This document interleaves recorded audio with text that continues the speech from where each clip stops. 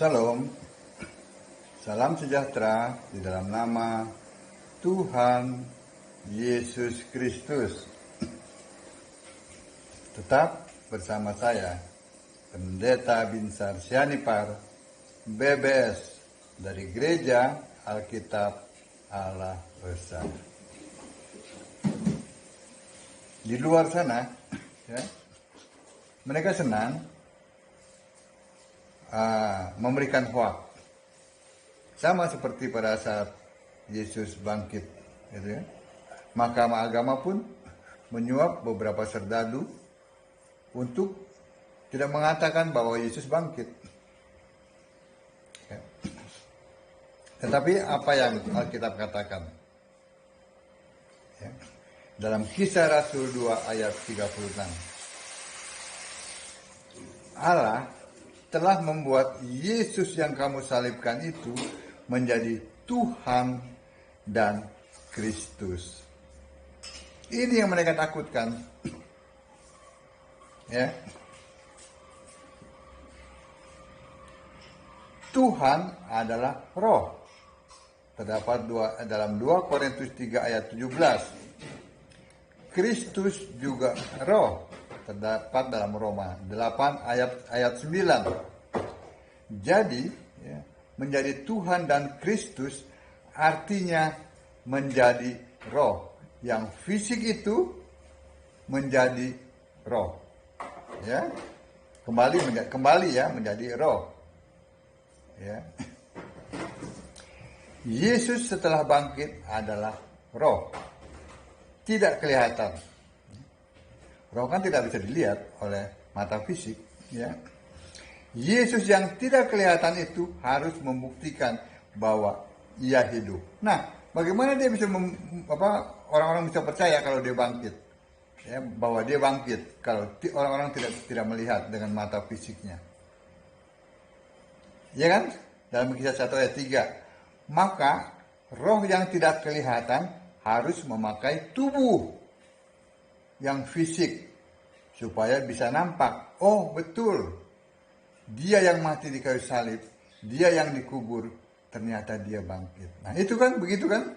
Jadi yang tidak kelihatan itu harus memakai yang kelihatan. Begitu. Itu tubuh kebangkitan. Untuk bisa kelihatan, Yesus harus memakai tubuhnya, tubuh kebangkitannya itu. Tubuh fisik ya. Nah, jadi Yesus setelah bangkit itu roh, menampakkan diri, memakai tubuh fisiknya. Inilah sebenarnya yang disebut Allah yang jadi manusia, alias manusia Allah, manusia yang ilahi. Ya, itu alasannya. Sifat Yesus saat menampakkan diri. Ini sifatnya. 1, bisa naik ke sorga kapan saja. Hal pertama yang dilakukan Yesus setelah bangkit adalah naik ke sorga, ke Allah. Ya, Yohanes 20 ayat 17. Ini bukti Yesus itu roh. Ya. Termasuk ketika Yesus naik ke sorga, lalu ditutupi awan. Dan itu adalah bukti Yesus itu roh. Tapi juga fisik. Naik ke surga memakai tubuh fisik. Supaya apa? Supaya bisa kelihatan, dilihat banyak orang. Ya, Kisah 1 ayat 9. Yang kedua, bisa menghilang, lenyap dari penglihatan. Ketika makan di Emmaus itu, tiba-tiba Yesus menghilang. Lukas 24 ayat 31. Ini juga bukti Yesus roh. Yang ketiga, bisa menembus dinding.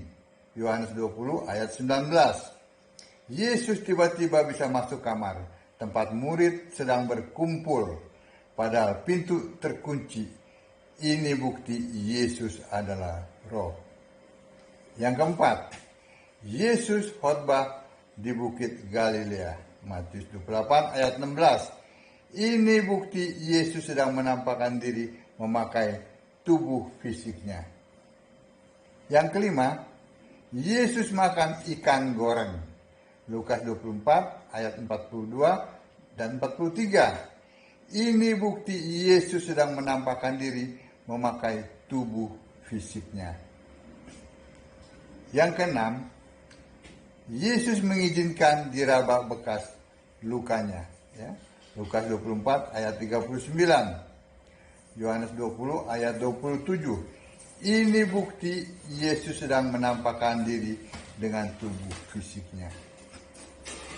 Ya. Yang ketujuh, Yesus sarapan. Terdapat dalam Yohanes 21 ayat 15. Ini membuktikan Yesus sedang menampakkan diri memakai tubuh fisiknya.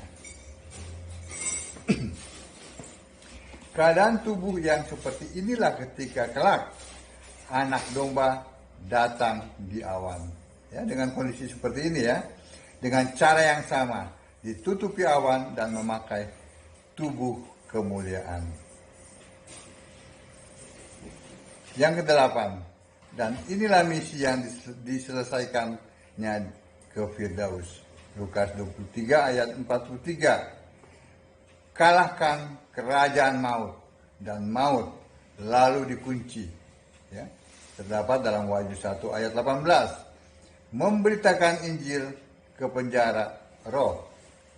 1 Petrus 3 ayat 19 dan 20.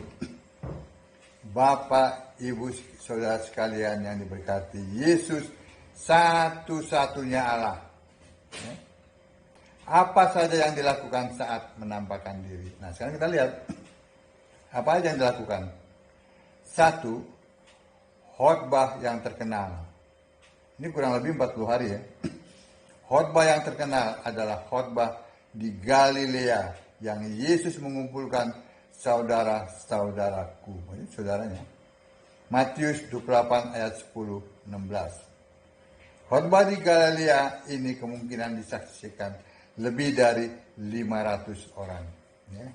1 Korintus 15 ayat 6. Itu yang pertama yang dilakukan oleh Yesus ya saat menampakkan diri.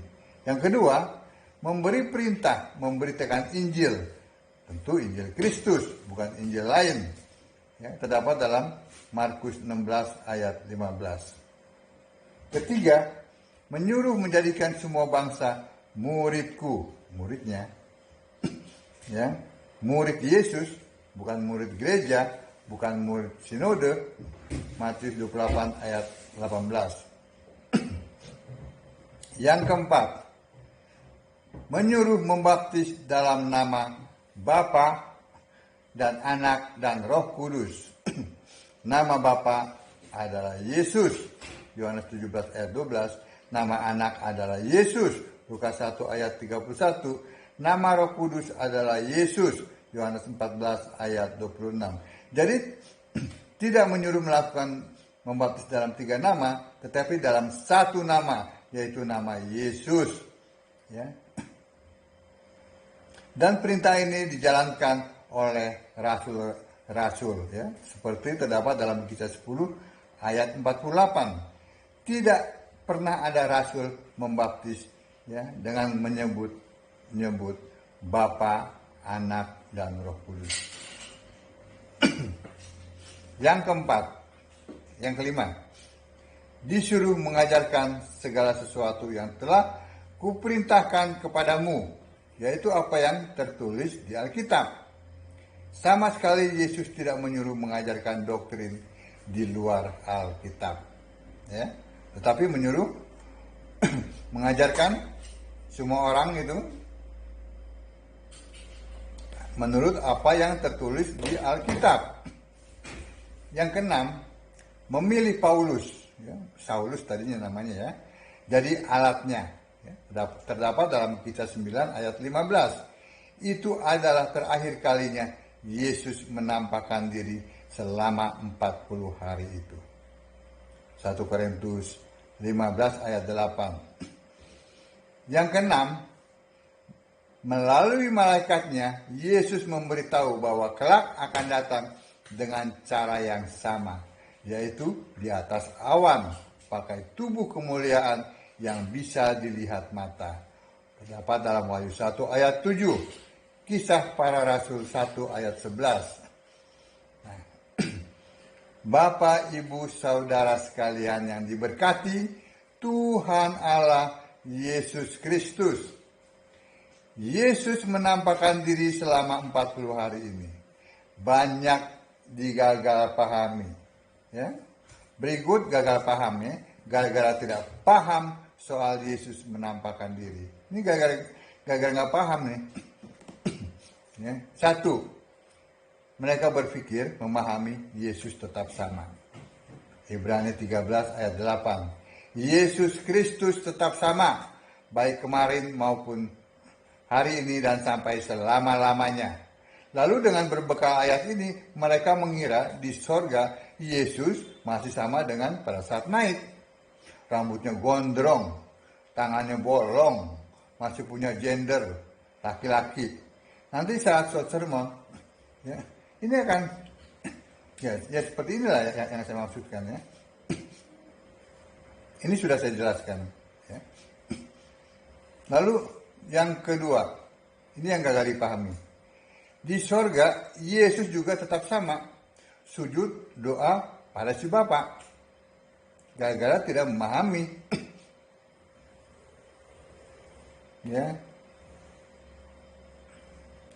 Jadi mereka memahami yang salah. Gitu ya. Yang ketiga, mereka memahami ada dua tahta. Ya. Sebab mereka berpikir Yesus itu masih fisik pada saat naik ke surga. Jadi ada tahta untuk Bapa, ada tahta untuk Yesus. Inilah gara-gara mereka gagal memahami tentang 40 hari itu pada saat Yesus menampakkan dirinya. Yesus menampakkan dirinya, sebenarnya dia tidak tampak karena dia adalah roh setelah bangkit ya. Tetapi untuk orang-orang yang bisa mengerti, ya, percaya bahwa dia sudah bangkit, dia memakai tubuhnya, tubuh kemuliaan, tubuh kebangkitan itu, agar bisa dilihat. Nah ini yang tidak dipahami oleh para pendeta dan para penganutnya di luar sana, yang memahami menyembah Allah Tritunggal. Amin. Sekali lagi, dan terus lagi baca Alkitab, sembahlah Yesus sebagai satu-satunya Tuhan Allah yang benar, Allah segala masa, sebelum segala abad, sekarang dan sampai selama-lamanya. Amin. Shalom.